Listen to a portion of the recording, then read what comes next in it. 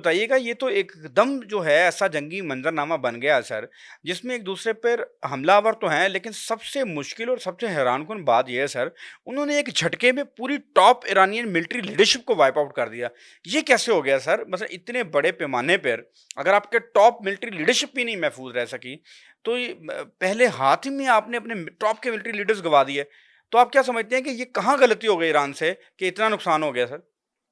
देखिए, एक तो ये सब कुछ अचानक नहीं हुआ अच्छा है। सर, हादसा यक नहीं होता। ठीक है सर। इज़राइल इसकी तैयारी काफ़ी अरसे से कर रहा था ठीक है और सर। पिछले कई सालों से ये बात चल रही थी कि इज़राइल हमलावर होगा।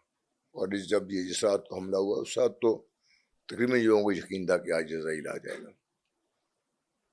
जब इज़राइल ने इतनी तैयारी की थी तो ईरान ने जो मेरे नज़र में जो गलतियाँ की हैं वो मैं आपके सामने रख देता हूँ।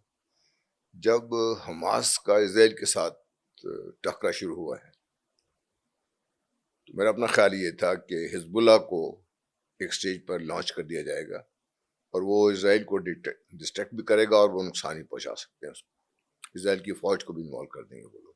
हूतीस का भी था कि ये भी एक्टिव हो जाएंगे, पहले भी एक्टिव थे वो लोग, लेकिन ईरान ने हिज़्बुल्लाह को होल्ड किया और इस दौरान इज़राइल को मौका मिल गया। उन्होंने हिज़्बुल्लाह की लीडरशिप तकरीबन सारी ख़त्म कर कर दी। एक ही उसमें दी, वार एक ही में झटके कर में ख़त्म कर दी। अब ये देखिए टेक्नोलॉजी कितनी एडवांस हो चुकी हुई है, उन्होंने एक ही झटके में सब कुछ काम कर दिया। ईरान को इस खबरदार हो जाना चाहिए था, तैयारी करनी चाहिए थी।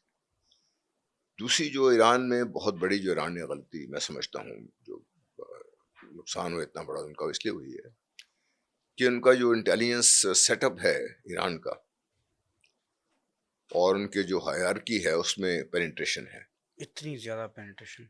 देखिए ईरान में ज्यूज हैं काफ़ी और ज्यूज के सपोर्टर भी काफ़ी हैं ईरान में।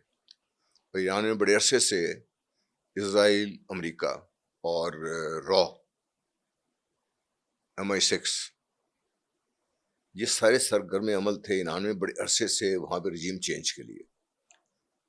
इसमें इंडिया का रोल था, बरतानिया का रोल था, फ्रांस का रोल था। उनके अपने अपने इंटरेस्ट तो हैं, लोग साथ भी हैं उसके, तो उस वजह से जो उनके बारे में इंफॉर्मेशन थी वो सबको मिल रही थी रेगुलर के हिसाब से। दूसरा ये था कि जब ऐसे लोगों को आपने मौका दे दिया अपने मुल्क के अंदर आने का, तो मैं ख़ास तौर पे भारत का इसलिए बार बार जिक्र कर रहा हूँ कि ईरान के भारत के साथ ताल्लुकात बहुत बेहतर थे पाकिस्तान की निस्बत से, और चाह बहार ईरान बनी। ईरान का वहाँ, भारत का वहाँ पे प्रेजेंस भी बहुत ज़्यादा थी।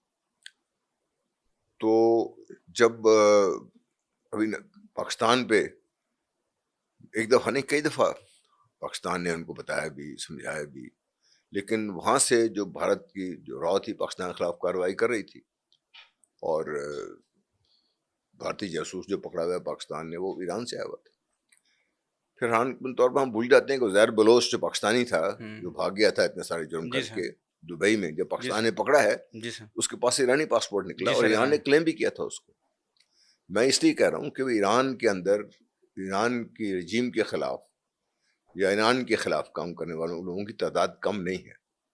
और उन लोगों को आप देखिए कि गुज़िश्ता कई कुछ अरसे से बाकायदा तौर पर ईरान के अंदर ईरानी सियासतदान भी उनके जो दूसरे मोहसिन सरबराह फ़रीज़ादा थे उनको शहीद किया जा रहा था। टॉप था कमांडर, साइंटिस्ट साइंटिस्ट था। कमांडर्स थे मारे गए थे, उनके प्रेसिडेंट को शहीद कर दिया गया।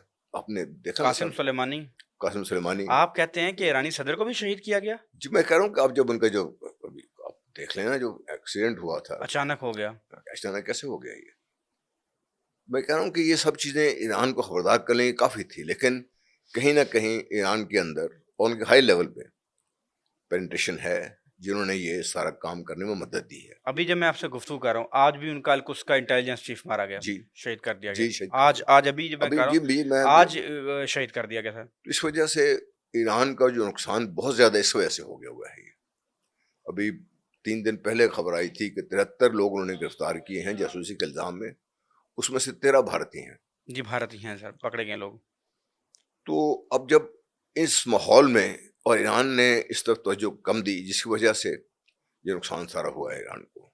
बहरहाल हैरत की बात ये है और दूसरी हैरत की बात ये है कि इतने बड़े नुकसान के बावजूद इसराइल हमला करता है और काफ़ी शदीद किस्म का हमला था। 2,200 जहाज़ 200 जहाज थे आते सर, हैं। 65% अपनी उन्होंने लगा दी थी। अच्छा, और वो जहाज़ कहाँ से आते हैं इसके बारे में ईरान को खबर ना हो सकी। नहीं हो सकी। इसके बारे में किसी ने ईरान को खबर दी भी नहीं।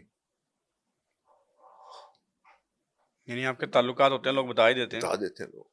तो ईरान को ये भी नुकसान हुआ कि चूंकि ईरान ने जो उनके चाहने वाली या दोस्त ममालिक थे उनके साथ उनके ताल्लुकात में उतार चढ़ाव भी रहा है, और ईरान ने इस बात को आगे नहीं बढ़ाया ताकि उसको कम से कम सैटेलाइट्स तो इस वक्त आसमान में अगर आपको पता चले, मेरे ख्याल हजारों सैटेलाइट फिर रहे हैं, ऐसे ही से हर मुल्क के फिर रहे हैं, जिसकी जिसकी और निगरानी कैपेबिलिटी है रखे होते हैं हर एक की। उनको पता होता है सारा कुछ।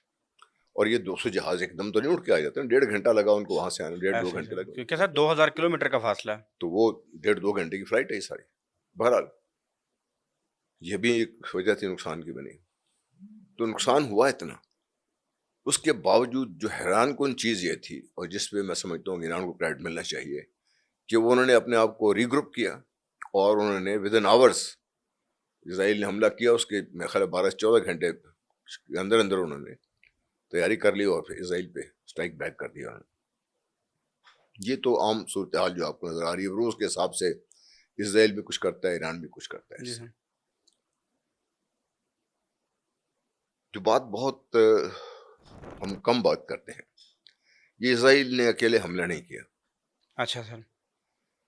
अमेरिका, उनकी जो मर्जी आप कह लें उनको, उनके ठीक है। सदर की सबकी बातें आप एक हम्म। तरफ रख दें उसको, अमेरिका की सैंक्शन के बगैर, अमेरिका की इन्वॉल्वमेंट के बगैर ये नहीं हो सकता। बरतानिया की पूरी इन्वॉल्वमेंट के बगैर ये पॉसिबल नहीं था। फ्रांस की इन्वॉल्वमेंट के बगैर ये पॉसिबल नहीं था। जर्मनी की इन्वॉल्वमेंट शर्ती ना हो लेकिन वो भी इसमें इस मशवरे में शामिल, जिस तरह हमारे यहाँ FIR बनती है मशवरे में शामिल लोग सारे। पूरी मगरबी दुनिया इसराइल के बैक पर थी, जिसकी वजह से आपने ये देखा कि इसराइल अब भी वो समझता है कुछ कर सकता है। फिर ओवर द ईयर्स किसी को कोई शक था कि इसराइल क्या करने जा रहे हैं?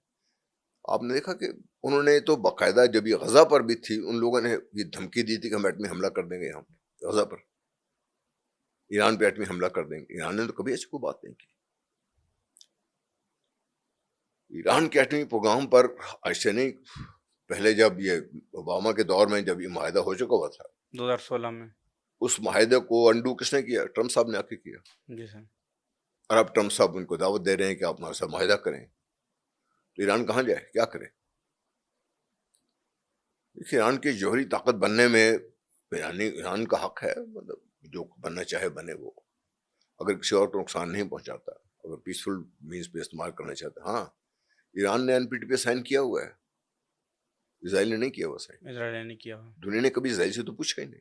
हम्म। तो इसराइल को तो खुली छुट्टी दी गई है कि उस खित्ते में सब कुछ काम करे। एक और चीज जो हम खास तौर पे जो मुस्लिम ममालिक है ये नहीं समझते कि एक टर्म है सलामी अप्रोच, कि बतदरीज एक एक करके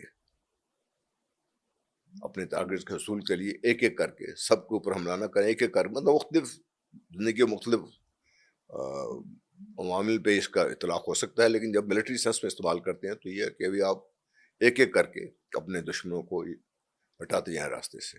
आप देख लीजिए क्या हुआ।